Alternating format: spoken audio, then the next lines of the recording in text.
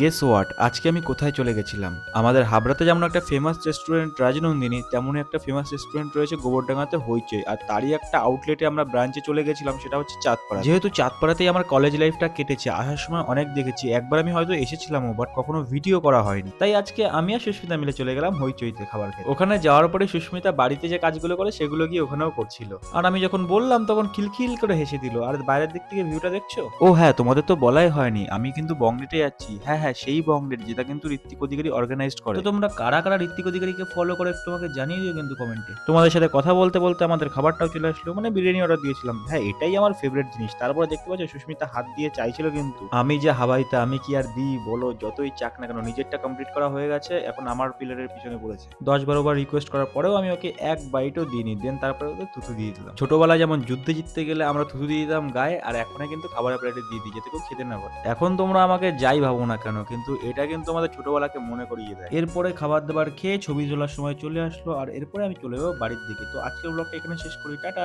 দেখা হচ্ছে next